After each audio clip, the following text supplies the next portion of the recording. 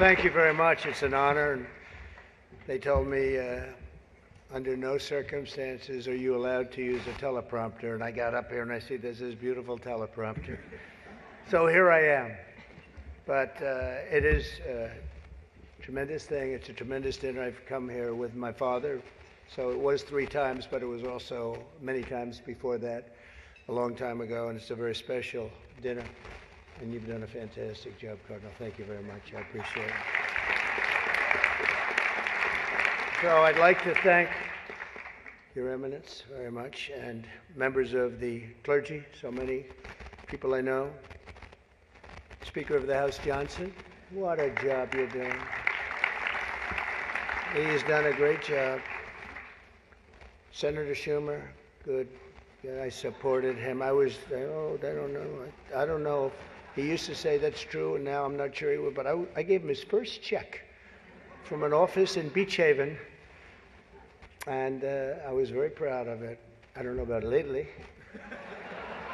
Now I was. It was his first check. He was running, and I said, he's a good man. Senator Gillibrand, thank you very much. Thank you very much for working hard. Governor Hochul, wherever you may be up, this is a big day, right? Where is the governor? Good job. It's not an easy one, is it? But you're doing all right. We have to get a little money from the federal government, I have to tell you. It's about time. It's about time. Mayor Adams, good luck with everything. They went after you. They went after you, Mayor. Yeah, boy, I do that. 9.5 months ago, I said, he just said something about the administration. He's going to be indicted any moment. And guess what happened? But you're going to win. I think you're going to win. I know you're going to win. So good luck. Good luck. I don't like what they do. And also distinguished, got so many friends up here. It's great. A lot of great friends. Some of my best friends. And you are right, they are distinguished and they are wealthy for the most part. A couple are having a hard time, but they're going to get over it. I also want to thank my very beautiful wife, and thank you for mentioning, but can you believe this? She did a book, and it's a really good book, and she worked hard on it, and it just became #1 on the New York Times list, so I think that's okay. That's not an easy thing to do, especially when your name is Trump and you're on the New York Times list. That must be selling like hotcakes. But thank you for mentioning. I appreciate it. Good job you did. It's a true pleasure to be with you this evening. Amazing pleasure. And these days it's really a pleasure anywhere in New York without a subpoena for my appearance. Anytime I don't get a subpoena, I'm very happy. They've gone after me, Mr. Mayor.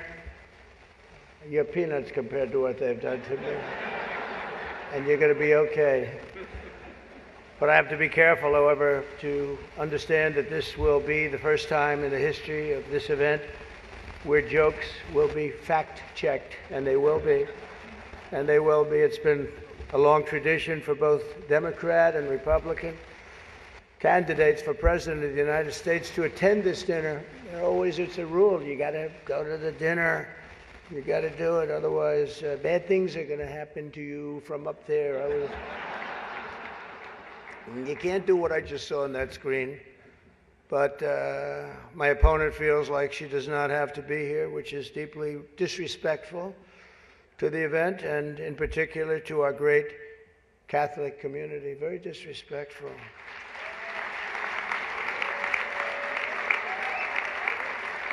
The last Democrat not to attend this important event was Walter Mondale, and it did not go very well for him. He lost 49 states and he won 1, Minnesota. So I said, there's no way I'm missing it. Actually, it was not easy for me to get here tonight. Cardinal, I wasn't going to miss this thing, no matter, I didn't care. I wasn't going to miss it. But that's true, Walter Mondale, 49-1. He was expected to do well, and it didn't work out. It shows you there is a God. I mean, for those people that are questioning it.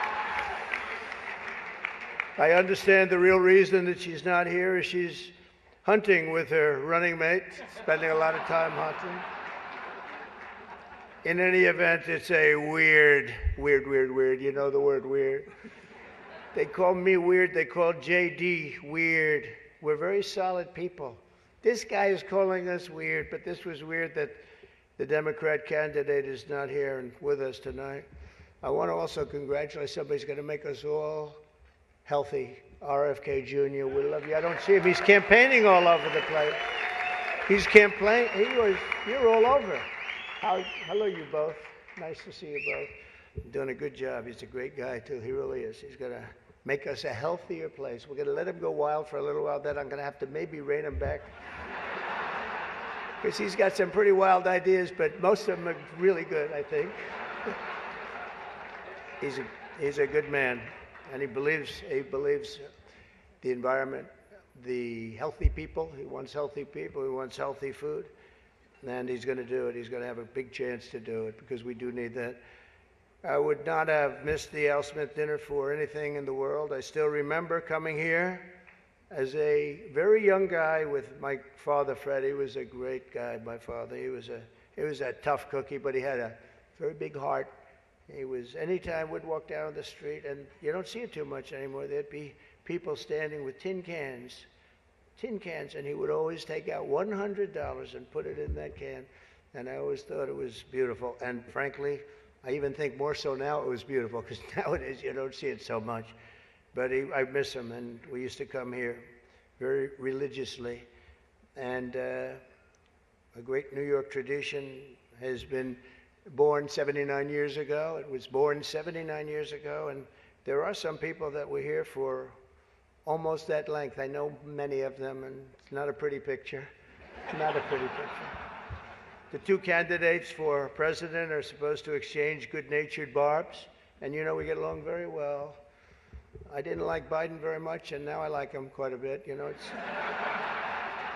and now I say that she's much worse than him. He was a much better candidate than her, actually.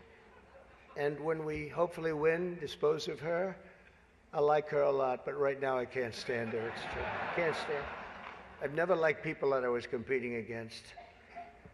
When you do, a lot of bad things happen. And we are doing well. By the way, the votes are starting to come in. You got to get out and vote. And Catholics, you got to vote for me. Just remember. You better remember I'm here, and she's not. I could have done that too. But you do something that's incredible. The Catholic Church, you're helping the poor, educating children, and supporting the vulnerable. But if you really wanted Vice President Harris to accept your invitation, I guess you should have told her the funds were going to bail out the looters and rioters in Minneapolis, and she would have been here, guaranteed she would have been here. Guaranteed.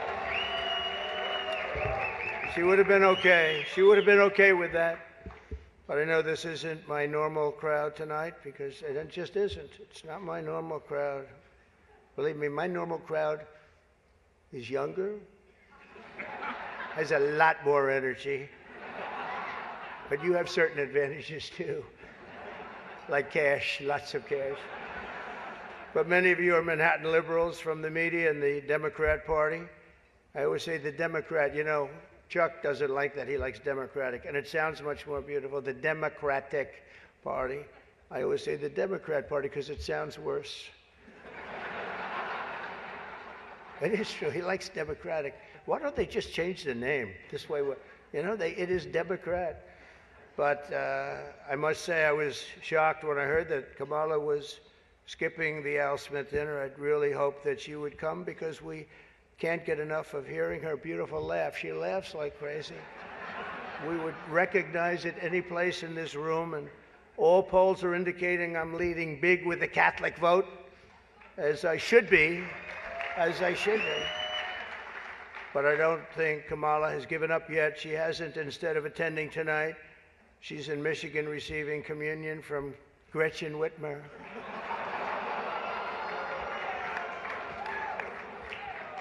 That's not a pretty sight. But Catholics, please don't be too insulted by Kamala's absence. If the Democrats, Thank you very much. I appreciate it. If Democrats really wanted to have someone not be with us this evening, they would have just sent Joe Biden. You know, he's having second thoughts. You know that, right? He wants to come back. If she does any worse in the polls, they're going to bring him back again, I think. Chuck, he's going to do it. He's the one that got him out. That's the guy. Much more so than Crazy Nancy, I will tell you. Because I know him. He did it. Joe has almost disappeared from view. The only way he could be seen less is if he had a show on CNN. They had nothing. They've got nothing. Fake news, right? Fake. That term wasn't good. You know, they say that term is no longer in vogue because it's much worse than fake. I don't want to tell you what the real name is. I won't do it because all those cameras would shut off immediately. They don't like that. But apparently Joe didn't think it was fair for me to have the podium to myself with Kamala skipping the event. So he called, looked at me, and said, "Don't." Does anybody understand that? Yeah. I thought it was actually very good until just now. It was announced this morning that at a funeral yesterday, in a rare moment of clarity, Joe told Barack Hussein Obama that, quote, only a few people got that. Or as Rush Limbaugh used to say, Barack Hussein Obama. Remember, bro? He was a piece of work. We miss him. But as he told Barack Hussein Obama, quote, "She's not as strong as me. She's not as strong. Do you understand that?" And Obama agreed, saying, "That's true. Other than that, I think the Democrats are getting along quite well." Right? Nobody got that one. The fact is, we need new leadership in this country. Right now, we have someone in the White House who can barely talk, barely put together two coherent sentences, who seems to have mental faculties of a child, it's said. There's a person that has nothing going, no intelligence whatsoever, but enough about Kamala Harris. Let's get on to something else. I know Kamala's word because she spends a lot of time complaining. I won't agree to another debate. But the truth is I've debated twice this year, once against Joe Biden and once against David Muir of ABC.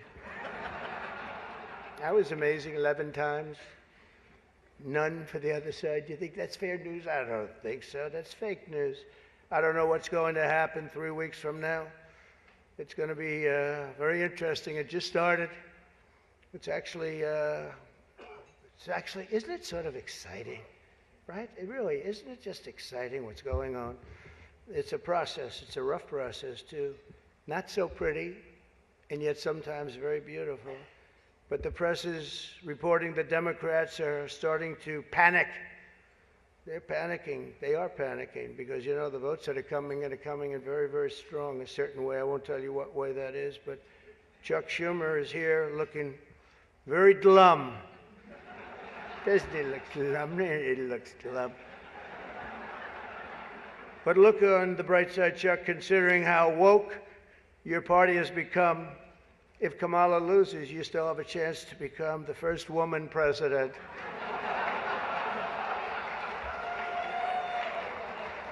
And I actually said, "Do you mind if I do that?"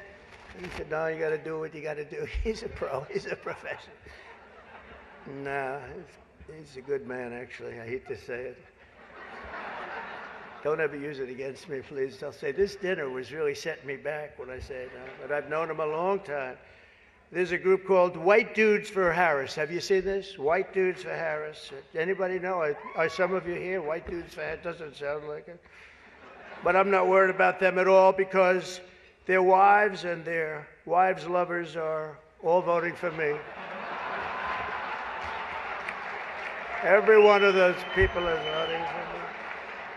And as you may have seen, Kamala did an interview on Fox News yesterday.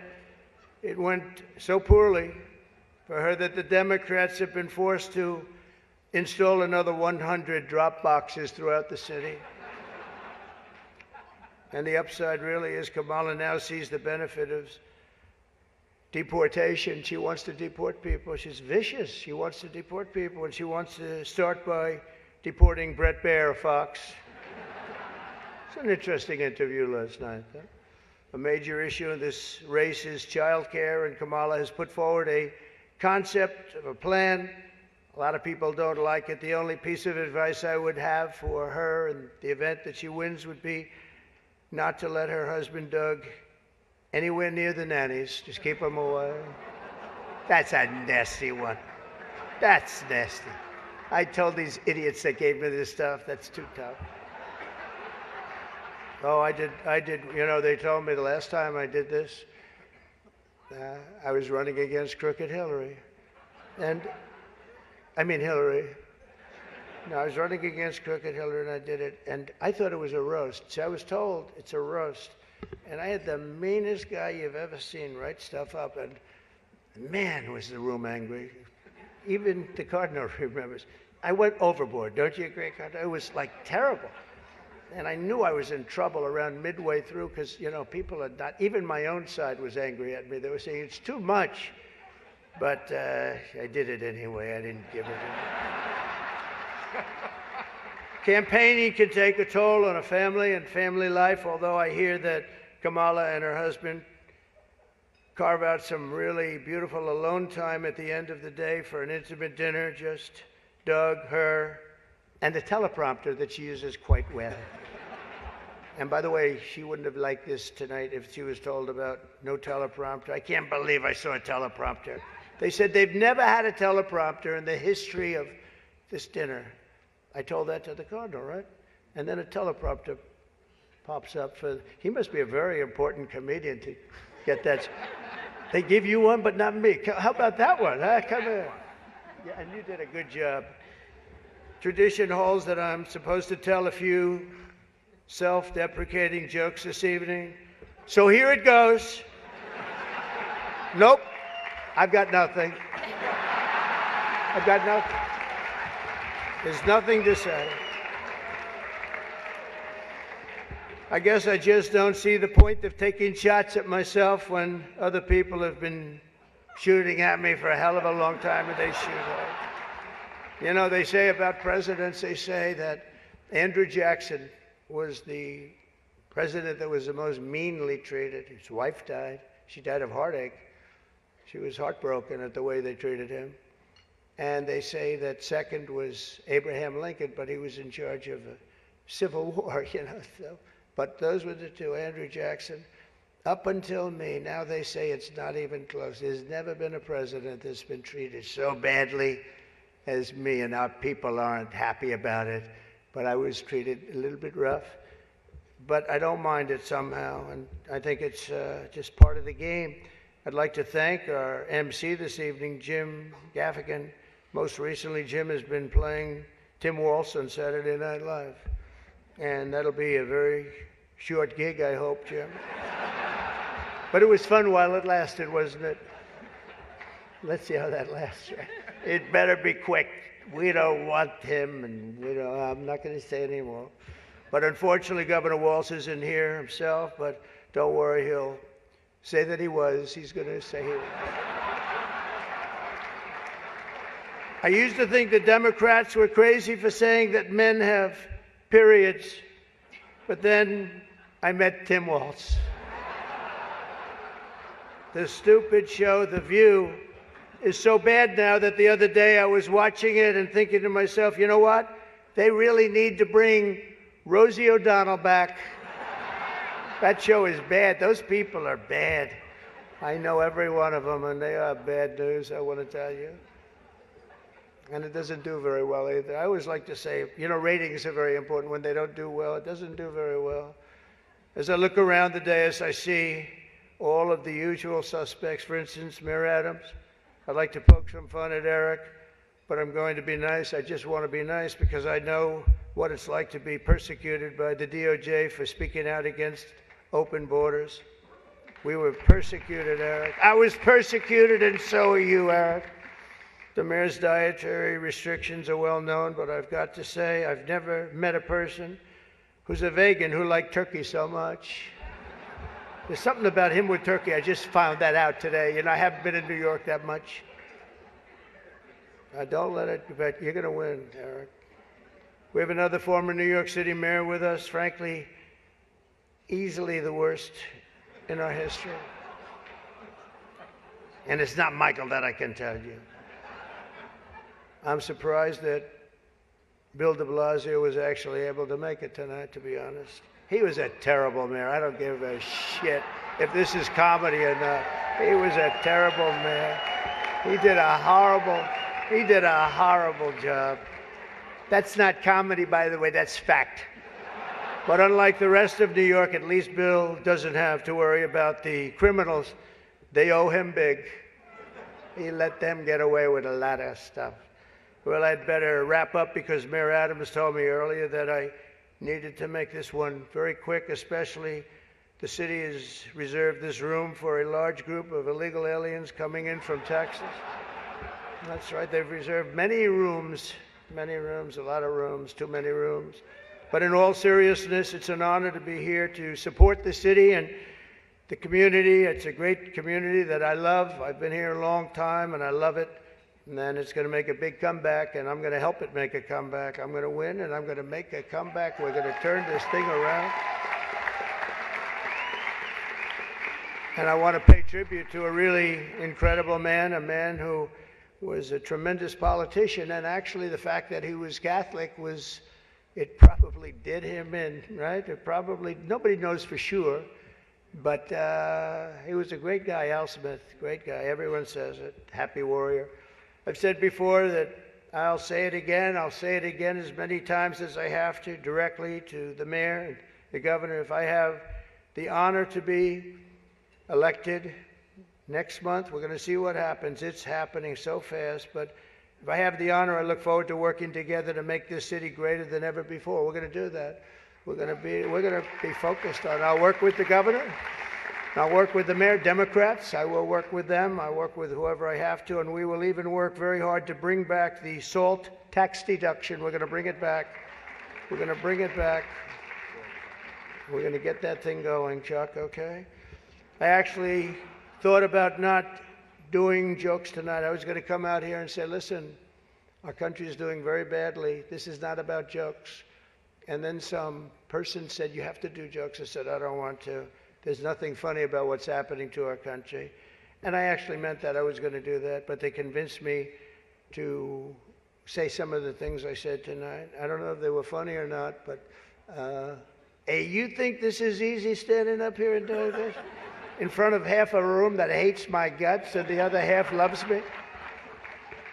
Half of us love me. Well, maybe it's, I think 75% love me. But I actually do. I did think about that, and our country is doing very badly with respect to its open borders and inflation, crushing things happening in the Middle East and Ukraine. It's so sad to see what's happening in Ukraine. Wow. I had a lot of people very religious people come up to me tonight from Ukraine, and they're asking me for help. So sad to see so many people have been killed in Ukraine, and we're going to get it settled up if we win. As I'm president-elect, I'm going to get that done. I'm going to do it before we ever get back. We have to get it stopped. Too much killing. It's killing, and all of those cities are coming crashing down. Those beautiful golden domes are crashing down on their sides. They're so sad to see. The whole thing is so sad. So we're going to be, for all those people, there's so many people came up to the dais, and religious people from Ukraine, and I'm going to say, and I told them, don't worry, we're going to get it stopped. It's too bad it ever started. It should have never started. It wouldn't have started. But we're going to have our country respected again. We're going to make sure that it's respected, and we're going to go out and do very good things for ourselves as a country and for the world. These are challenging times for our beautiful USA. But I'm committed to working with every partner here in New York and all across the nation to build an America that once again is strong and safe and proud and prosperous and free. We're going to make sure together we can create a future defined by great ambitions and grand achievements that once again inspires the dreams of our children, brings back the American dream. You don't hear about the American dream anymore. We're going to make it possible for them to have the American dream. This is a very religious evening to me, it really is. represents so much. My sister was somebody that loved the church and gave to the church. The cardinal knew that. Had a certain priest that she thought was incredible, right? For a certain very, very fine man that she thought was incredible. Having recently, myself, survived 2 assassination attempts. I survived. I have a chart that went down to the right. Fortunately, I looked at it. It's my all-time favorite piece of paper. But it went down, and I looked to the right, and I said, you know, was that luck? What was that, luck, or was that God that did that? And I think it was God that did that. I do. But I have a very fresh, Cardinal, I have a very fresh appreciation for how blessed we are by God's providence and His divine mercy. I mean, that was something, I was not supposed to be here tonight. That I can tell you. So with God's help, I know there is nothing that cannot be achieved. We can achieve so much good with this country and get together and unify. I want to thank the Al Smith Foundation for its noble work, and I want to express my tremendous gratitude to the Catholic community. It's a great community. It's a community I've gotten along with all my life. I tell you, when I was president, I was in the Oval Office, and I got a call from the Cardinal, and he said, we need help. It was during the China virus. I want to be accurate when I describe it. And he said, we need help. Our schools are in devastating shape. They needed much more than $1 billion. I won't even tell you the number, but much more than $1 billion. But I've known the community, and I've known the schools. I know so many people that were educated in the Catholic school system, and they are great, and they just speak with it like with love, much more so than almost any system that I've seen. And he said, sir, we have a big problem. We need a number of billions of dollars, or we're going to have to close down the New York school system, the whole system in New York. And I said, give me 15 minutes. I think I can find it. And we gave him billions of dollars. And you know what? He stayed open, and they thrived. And to this day, I hear you did just about the best job there is in education. So, and that was always an honor. That was always. And every time he sees me, he says, thank you very much. I said, I know what you're talking about, but we worked together. We were a good partnership, right? We got that money in about 15 minutes, billions, and it was put to very good use. But I just want to thank everybody. This is a special evening. It's a very serious evening, I think. We have some serious problems in the world, but they're going to get solved, and we're going to make America great again. And thank you very much, and God bless you all. Thank you. Thank you very much.